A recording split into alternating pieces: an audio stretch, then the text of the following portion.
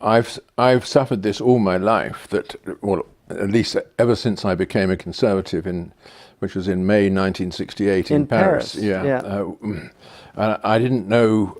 I hadn't a very clear idea of how to articulate it. All I knew was that when I looked down the street and saw all these rowdy students throwing stones at policemen, I just said to myself, whatever they believe, I believe the opposite. Right. And then I didn't know what it was. And then it was a sort of lifetime's work to find out what the opposite is. So, and I, somewhat arrogantly, came to the conclusion that it's, if you start thinking about politics in an intellectual way, you are likely to be on the left. Because that provides a systematic solution, an answer to the questions, puts it all in a system, and also gives you a rather dignified and self-congratulatory place in the system. But once you started thinking, if you think a bit harder and longer about it, you'll move back to what you would have been if you had never thought at all. You know, and that's my view as what an intellectual conservative is. It's someone who articulates the real reasons for not having reasons. Say that again. Someone who articulates the real reasons for not having reasons, but just feeling and doing what's right. Right. Well, I think, you know, I think it's Yeats. Yeats has a wonderful poem, Easter 1916, and in there he has the "Come, let us mock at the great that had such burdens on the mind and toiled so hard and late to leave some monument behind." He wrote that when he witnessed some Irish revolutionaries destroy a beautiful house of a very wealthy landed English, Anglo-Irish person. And in a lot of ways, that poem articulates that idea that it's very easy to destroy and tear down. And one of the, I think one of the things that's so tempting for many people, because the world is so troubling to so many people, and so many people suffer in this world, and a lot of what the liberal left tends to rely on is that sense of indignation that a lot of idealistic people feel, because there are things that are deeply wrong with the world. But then when we look historically at how, when these people have gotten into power, whether they're, I mean, people tend to forget that the Nazis were actually, they were quite bohemian in a lot of ways. They had a lot of leftist politics. Certainly their economics was tended to be collectivist, and they were national socialists as opposed to being internationalists. But when they get into power, they tend to really, really tear things down and don't give us a... Well, I think there's an explanation of this. It's what Hegel calls the labor of the negative. Right. That the initial instinct on the left is that negative instinct, that things are wrong. And they must be rectified. They can only be rectified, however, by the seizure of power. And so we're going to seize power in order to rectify them. But once you've got the power, the negative is still there in your heart, because it's driven you all along. You know, that's the thing which has inspired you. So you set about destroying things, punishing people. You find classes who are to blame. You know, the Jews, the bourgeoisie, whoever it might be, and you don't get out of that negative structure. And I felt that's what I felt very strongly in 1968. You know, that of course there are things that are wrong in France, but there are also things that are beautiful and right, and you've got to go through this and come back and rescue those things, which is much more important than destroying a few obstacles along the way. Right. Blake has an interesting, he says, "The hand of vengeance found the bed to which the purple tyrant fled. The iron hand crushed the head, and came a tyrant in its stead." And that tends to be a pattern that we see again and again, that if you have, for instance, in Iran's a good example of that. I mean, Savak was one of the major reasons for the revolution itself, because the heavy-handedness of the Shah, his secret police, which he probably had no idea. They very often live in these silos and bubbles.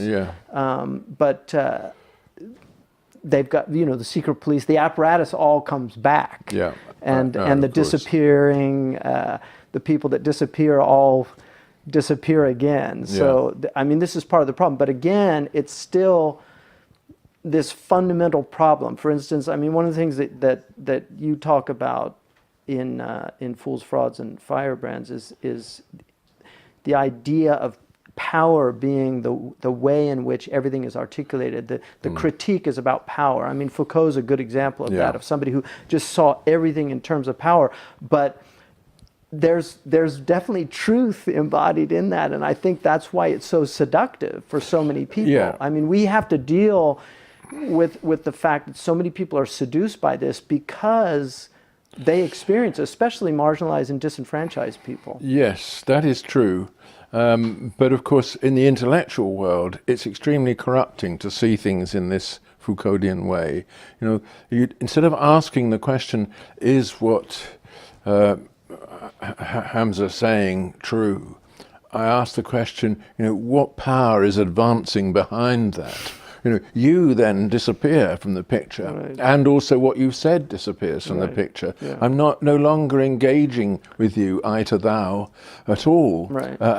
Because without the concept of truth, there is no real engagement between people. All I am seeing is the power that's speaking through you, and that, of course, you can look at the whole of culture in that way, which is essentially what the postmodern curriculum is, right. taking one writer, one philosopher, one musician after another, and just talking about, like Susan McClary on Beethoven. This is fantasies of rape speaking through right. this music. right.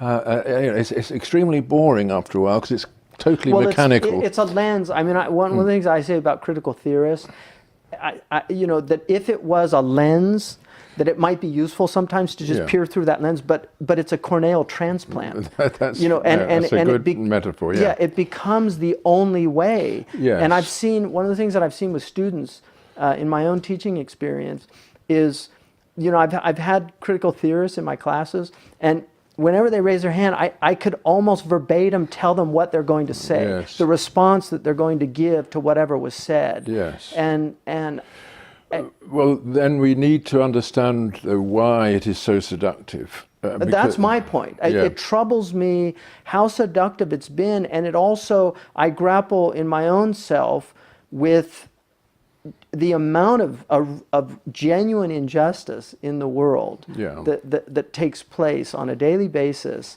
And I mean, for instance, their attacks on capitalism, to me, the corporate world today is so powerful, and to use a favorite term in that world is hegemonic. This idea where monoculture becomes so imperious, and we've seen so many. I mean, I'll give you an example. When I was young, one of the treats in my experience was to go to a bookstore. Bookstores have pretty much been wiped out in the United States because of these corporations. So small bookstores are not able to survive. So now you had Borders, but then Borders goes bankrupt, and then now we're left with Barnes and Noble, and so if you go in, who's picking those books? Who's actually choosing what books? Like if you go, for instance, to the teen section, it's almost all about vampires and really weird occultic stuff. It's not like, the Hardy Boys or Nancy Drew mysteries. It's very corrosive ideas. And we've slightly changed the topic now. We're not really talking about this postmodern obsession with power. Right. We're talking about change in the structure of life. Right.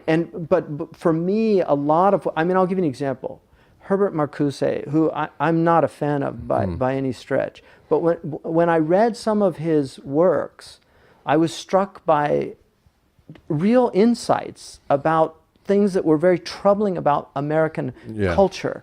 One-dimensional man, this idea of a consumer and life as consumption, and losing meaning. I mean, his solutions is a whole other problem. And this is something I think that's very seductive, is that the critical aspect of Marxism and neo-Marxism has always been it's always had a resonance in a lot of people. There's something very, very powerful about it. When you get to solutions and how we deal with these things, we're in another realm. But if I think if conservatives don't really address the real serious critiques that are there about the status quo. Yeah, I think you're right. They have perhaps neglected those critiques, but you know, as I was saying earlier, the purely negative approach to the status quo is simply going to perpetuate this negativity, and has done. If you're not, the typical conservative, in my reading of events, is someone who looks around himself and he finds things that he loves, you know, and he thinks, well, those things are threatened, they're vulnerable, I've got to protect them. And it's not often that you find on the left somebody who looks around and finds things that he loves. It's always something that's gone wrong, something that is even hateful, and you've got to mobilize against it. If you've lost any sense that actually the world is lovable and that there are things therefore to be rescued in it, you have actually lost the sense of why there is such a thing as a community in the first place. And that, I think, is one of the things that I felt very strongly throughout my life, that there really are wonderful things that we've inherited. All Americans, however, whatever position in society they are still heirs to something rather remarkable. You know, a rule of law which goes on perpetuating itself from generation to generation. If only people knew how rare that was, they would see that they've got to fight to preserve it. You know, and the same with so many other institutions that we inherited. I couldn't agree with you